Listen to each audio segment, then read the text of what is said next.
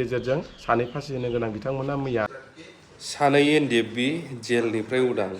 थिग बेबायदिनो फारि फारि गासैबो उदां जालांजोबगोनखौ आसा लाखिदों रन्जन दैमारि सारमोन आरो गासैखौबो। दा बिनि सायावनो एनडिएफबिनिफ्राय नायस्रां सारा मा फोरमायदों? केट मानगोनां एके भट्टाचार्यआ आरो बिथांमोनजों लोगोसे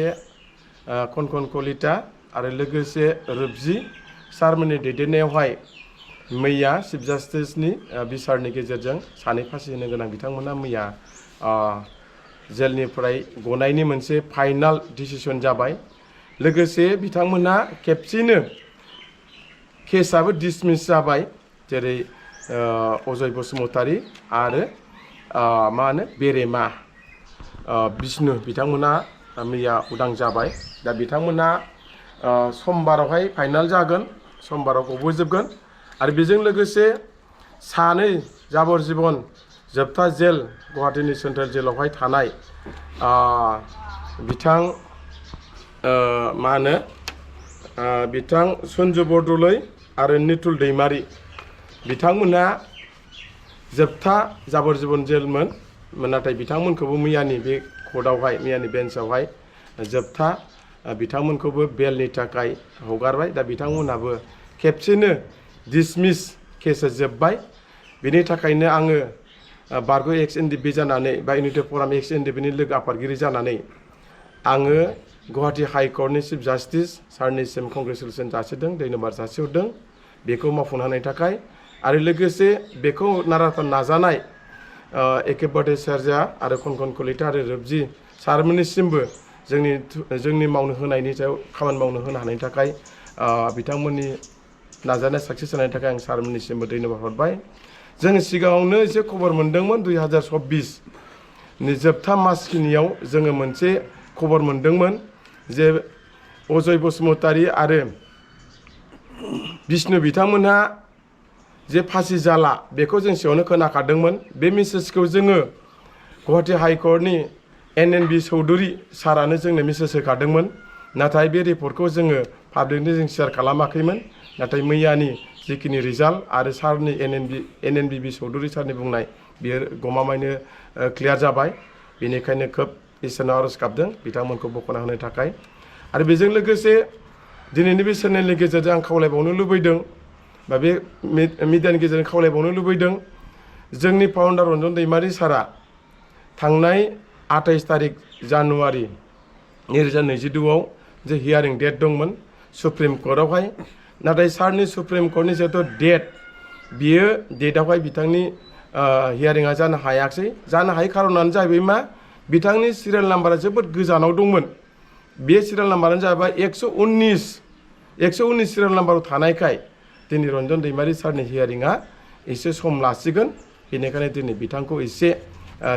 लेट जाबाय। हयथ' बिथांनि हियारिंआ खयदिनसोनि गेजेराव मोनफिनगोन डेटखौ। आरो साराबो आसा खालामदों इसोरनि अननायावहाय जोंनि फाउन्डार रन्जन दैमारि सारा सासे सिगनेटरि हिसाबै बिथाङाबो जेलनिफ्राय उदां जागोन, आं बेखिनिखौ आसा खालामदों। बेनिखायनो दिनैहाय आङो दानि बिटिसिनि चिफ मानगोनां हाग्रामा महिलारि सारखौहाय दानि जिथु पावाराव थानाय बिथां सारखौहाय खावलायनो लुबैदों, जोंनि फाउन्डार रन्जन दैमारि सारखौ लाफानानै एनडिएफबिनि गासैबो समस्या जेरैहाय आद्रा थानाय रिहेबिलिटेसन 100आव 70% दिनै जोंहा मुंख्लंफोरनो जों फैसा होनो हायाखै, बेखौ जाहाथे जोंनि मानगोनां बिटिआरनि चिफ हाग्रामा महिलारि सारा बेखौ मावफुंनानै होयो बेखौ खावलायदों। आरो लोगोसे एनडिएफबिफोरनि हाइनेन्स आरो नन हाइनेन्स केसफोरखौहाय थाबैनो सारा बेखौ इनिसियेटिभ लानानै आसामनि चिफ मिनिस्टार हेमेन्त बिश्व शर्माखौ लोगो लानानै सारा बेखौ जाहाथे थाबैनो डिसमिस खालामनो थाखाय खावलायो। आरो बेजों लोगोसे आंनिफ्राय मोनसे आपिल बारग' एक्स एनडिएफबि हिसाबै बा इउनिटि फराम एक्स एनडिएफबिनि सासे लोगो आफादगिरि हिसाबै मानगोनां हाग्रामा महिलारि सारनिसिम बार खुलुमो, अन्नानै नैबे जोंनि एनडिएफबिनि जेसेबांनाखि समस्याफोर क्लजफोर दङ बे क्लजफोरखौ मावफुंनो थाखाय जोंनि बिटिसिआव एजिकिउटिभ डिसिसन लानानै जाहाथे सारा दिसपुरावहाय बिधान सभायावहाय जाहाथे दैथायहरो अब्लानो बिधान सभायाव माखासे MLAफ्रा बेखौहाय रायलायनायनि गेजेरजों बे जोंनि समस्या सल्भ जागोन आंहा मिजिंथिनाय दङ दा बेखिनि बाथ्राखौ आं सिगांनिफ्रायनो सिगांनि सरकार UPPL प्रमद बर' बिथांखौबो आं बार बार बुंदोंमोन जे जोंनि NDBनि समस्याखौ खामानि मावनांगौनि थाखाय रन्जन दैमारिखौ बख'नांगौनि थाखाय दिनै BTCआव इसे डिसिसन ला होननानै जों बुंबाय थादोंमोन नाथाय बिथांमोना बेखिनि इनिसियेटिभखौ लायाखै बेखिनि डिसिसनखौ लायाखै जोंनि बुंनायखौ खोनासङाखै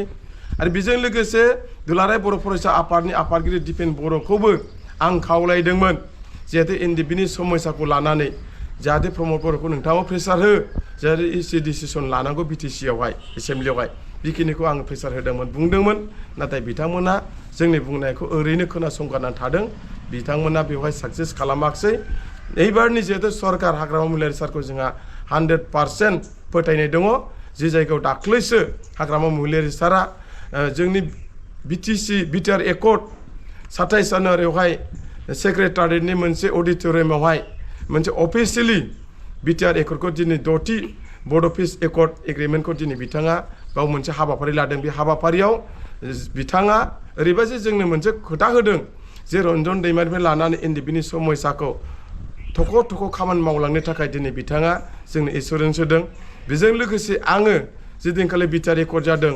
जिहेतु मा होनो फालिदों बे दिनाव आङो हाग्रामा महिलारि सारनो